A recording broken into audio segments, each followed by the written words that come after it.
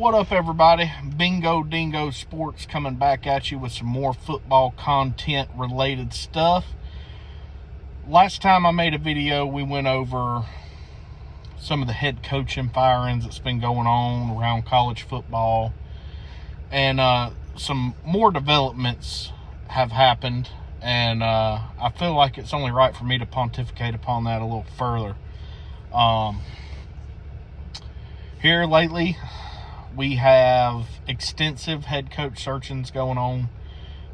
Tons of rumors, tons of assumptions, and all that good stuff. I want to stick to the facts a little bit. The fact is, LSU loses Texas A&M. They go into halftime with the lead. Look like this is one they may steal from A&M, and then in the second half just get boat raced. Definitely disappointing for the LSU man. Not what you want. LSU fans, it's rough, man. That's rough. Anyway, so we get Bryan Kelly out of Louisiana. Had a mix up with the AD about some personnel things after the loss, and apparently it's starting to slowly come out that Bryan Kelly wasn't liked over there very well. And you know, moving forward in this direction of paying these insane buyouts. I was wrong. I figured his buyout, because it was 4 years ago, as a massive contract. I figured it was somewhere in the 60 to 70 million range. It's actually $54.5 million. So not chump change by any stretch of the imagination. Right there with James Franklin at 59.5.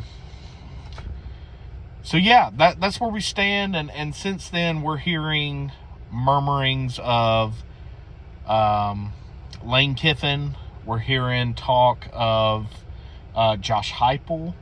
We're hearing talk of Kenny Dillingham. We're hearing all kind of stuff. I just want to say, as a Georgia fan, I love Kirby Smart. And I am so thankful he came to Georgia. And I am so thankful for what he's done for the football program. And you know, we're at a spot right now where we can kind of sit back and just be thankful for what he's brought to this program, because we do have 2 national championships we're sitting on with Kirby. And you know, we don't have to go relive the Ray Goff years, and oh, thank God. We can kind of enjoy where we sit. But here's the thing, guys. Kirby Smart's making about $13.5 million a year. And do I think Kirby should be getting paid that money? Absolutely. He's a wonderful coach. I think Josh Heupel should be in the $10 million range. I think Lane Kiffin should be up in that $10-11 million range. I think that is a what you pay a upper echelon coach. And you know, Georgia's kind of got a thing with Kirby where it's kind of an adjustable contract, where if, let's say, LSU goes out and hires Kenny Dillingham, I'm just using him as an example, or Lane Kiffin, and pays him $15 million, Kirby's going to bump, Georgia is going to bump Kirby up above that by some odd amount. He's going to be the highest paid coach, okay? So really, whatever happens is going to affect a lot. There's a lot of coaches about to get a raise, okay? And I am by no means saying Georgia should let Kirby go or anything like that. What I am saying is the precedent has been set, okay? These teams are going to pay these massive-ass buyouts, and they're going to go spend however much money they got to spend, or buy whatever coach they got to buy, to to make the fans happy, because the fans are the ones that are paying the buyouts. This is why your YouTube subscription, your TV subscription keeps going up. This is why your ticket sales are as high as they are. I wanted to go to a Georgia game this year, but when I looked at the ticket prices, I was like, there's no way in hell, when I'm already paying, $80-something a month for YouTube TV, and I'm paying for ESPN Plus another $10 a month, and whatever, there's no way I'm going to fork out, hundreds of dollars to go sit down for a couple hours and watch Georgia play when I'm already getting the game on TV, and I'm paying all this money to do it. Everything's about to go up, guys. Everything. This is going to affect everything. It doesn't just affect the university, okay? It affects everything. And us as football fans, we're going to suffer through it because we love football. We love watching it. We consume the shit like it's going out of style. So we're going to continue doing this, and they're going to up the charges to, $90 a month, $95 a month, $106 a month. And we're just going to continue paying these amounts of money to watch these games. And these coaches are getting paid $50-60 million a year not to coach. Now, in Florida's case, you fire Billy Napier, you're paying him about $20 million, or whatever the case is. You'd have paid him $27 last year. You should have never put Billy on a 7-year contract to begin with, Florida. But you did, and you're paying the buyout, and that's fine. But the problem is that Florida and LSU and all these Penn State, they're not wanting to go find the next really good coach from the group of 5 level, or bring somebody up from being an assistant, or somebody who's showing a lot of promise. They're wanting to go hire an established coach. So you're wanting to go pay Lane Kiffin and give him a 100% guaranteed contract of $150 million over 10 years, which would be about $15 million a year. And it's absolutely nuts. It's absolutely nuts. Everybody in the country is about to get a raise, and the fans are going to pay for it. Now, if you're Florida, why would you not go hire Peter Golish and pay him $6 million a year? You will triple what he's currently making. I think he's at 2 or 3. Pay him $5-6 million a year on a 5-year contract, and in 3 years, if you're not seeing promise, pay the $10 million or whatever it is you owe him left. I mean, $12 million, whatever it is. It's a hell of a lot better than us fans having to fork out another $20 a month for our TV subscriptions, because you want to go pay $150 million for Lane Kiffin. And let me tell you something. You want a fun fact? James Franklin just got fired for winning 11 games a year for 3 years in a row. Okay, 34 games in 3 years. He got fired for that, okay? What the hell do you think Lane Kiffin's doing at Ole Miss? And Josh Heupel's doing at Tennessee? And, oh yeah, Kirby's doing at Georgia. Kirby won 11 games last year. Come on, guys. When is 11 games not enough? You got James Franklin sitting out there that you could go pay $3-4 million a year, give him a 5-year contract. He's already, Penn State's got to pay the difference. He's making his money, okay? And he's a great coach. You know he's going to come in there and do some great things. And LSU fans and Florida fans are going to say, well, he never won the big one at Penn State. Okay. Made the playoffs last year. He got 1 game away from going to the national championship. He was winning 11 games a year. So, I mean, obviously he's winning some big games. It may not be against top 5 teams or top 10 teams, but he's doing what he's got to do. He's winning football games.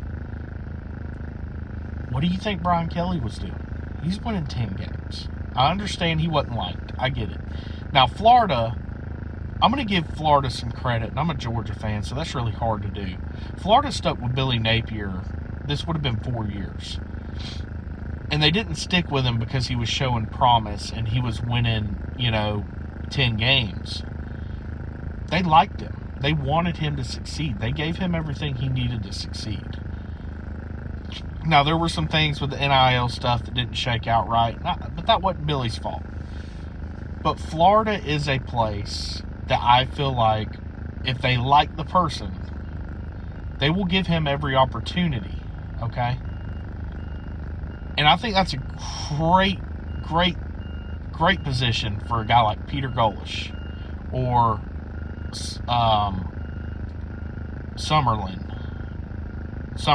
So I always want to say Summerall. And if you're LSU, Summerall's in your state. He's at Tulane. He's probably going to make the playoffs this year with Tulane. Why would you not go give that guy $6-7 million a year on a 5-year contract to come in there and see what he can do? Instead, you're going to go break the bank and bring in Lane Kiffin, that is doing the same thing at Ole Miss that James Franklin just got fired for at Penn State. The same thing that you just fired Bryan Kelly for. I don't know what the answer is as far as all the money that's being thrown around at these head coaches. But what I do know is it's not going to these other schools and offering the coaches $150 million. Because let me tell you what's about to happen. LSU's going to offer, first of all, Lane Kiffin's not leaving. They're going to offer Lane Kiffin. He's getting a raise. They're going to offer Josh Heupel. And Josh Heupel's about to get a raise. Okay? With 100% guaranteed money.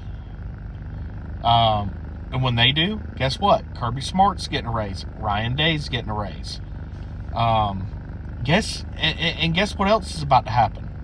Michigan's going to fire their coach. Florida State's going to fire their coach. Wisconsin, hopefully, fire their coach. And you're about to have a lot more teams enter this thing. With really good coaches like Peter Golish and Summerall sitting there, basically winning 11, 12 games in the group of 5. And they're going to get an offer to go somewhere. And I'm hearing a lot of people talk about James Franklin going to Virginia Tech. And that very well might be. If Virginia Tech's smart, they will. I'm so flabbergasted at the amount of money that's being thrown around that ultimately is going to end up getting paid by you and by me, the consumer. The people that are out here working for every dollar we get and struggling and we're already paying $80-something a month just to watch these fucking games. And now it's going to be $100 a month. Oh, it's $150 a ticket for the Georgia game? Okay, now it's going to be $250 a ticket. Guys, your merch, your jerseys, your memorabilia, all that stuff's about to go up. And it's all on account of money, of spending this outrageous money on coaches. And the fans are accepting it. Us as fans should be sitting down. If you're a Florida fan, I know Lane Kiffin is a sexy hire. I get it. And it's not just his win-loss record. It's because he hasn't really done anything. He's done a good job. He's winning 10, 11 games. Or 9, 10 games, 8 games, 9 games, 10 games a year. Great. There's other coaches around here that are doing it. He's got a big personality. He makes people look like asses. And he has a really unique swagger about him. We'll give him that. But he's not doing anything special. And if you're Florida, as a fan, you should be sitting down going, okay, if we can't get Lane Kiffin, if he doesn't want to leave Ole Miss, I don't want to offer him $150 million a year. I want Golish. Go get Golish or James Franklin and pay him a fraction of the money. You can get away with paying James Franklin less than you were paying that slapdick that was only giving you 6-7 wins a year. Okay? Because he's already making money from Penn State. He's not going to rake you over the coals. He's going to make Penn State pay him every penny he can get them to pay. You got him sitting out there waiting. He would do great. You got Golish sitting out there. You would triple his pay at $6 million a year. Same thing with Summerall. It might be $7 million for him, but still, you're going to triple his pay, and he's going to be happy. And you're going to pay him half as much for half the length of time, with a much, much smaller and probably a 60% instead of 100% buyout of what you owe left on that contract if you decide to get rid of him. We got to start making smarter decisions. I understand that there's Kirby Smart out here making $13 million. I understand that. I understand that Ryan Day's probably going to make just as much as Kirby Smart. I understand that. But these are guys that have been winning national championships that these programs are retaining. They're not going and acquiring them. When Nick Saban was winning national championships at Alabama, Georgia was not going to Nick Saban and going, hey, we'll give you $150 million if you come here. We just want a title, man. That's all we want. No, they went and hired a defensive coordinator by the name of Kirby Smart. And I was not a fan of the hire at the time. I'm not going to lie. They got rid of a guy who was winning 10 games a year for a coordinator. Not even a group of 5 coach, a defensive coordinator, because South Carolina was about to hire him up under our fucking noses. So we jumped on it. And it ended up being the best thing that ever happened to us. We made the right hire. Okay? But what we didn't do is go try to steal somebody's coach.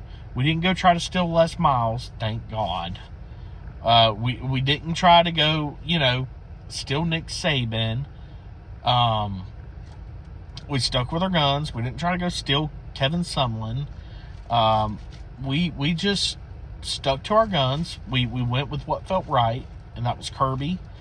And now Kirby is the highest paid coach in college football, and by the majority of college football is recognized as the best current head coach. Now, I think there's some people that have an argument to make in that. Ryan Day being one of them. Dabo Swinney being one of them, even though they're in the shitter this year. He's got 2 natties.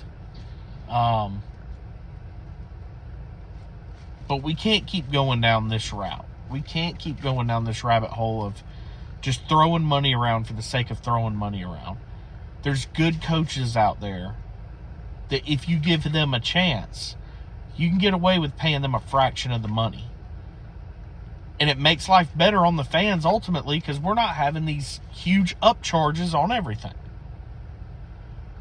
So anyway, that's really all I got to say about that. There's going to be some more firings coming. I still think Auburn's going to get rid of Hugh Freeze.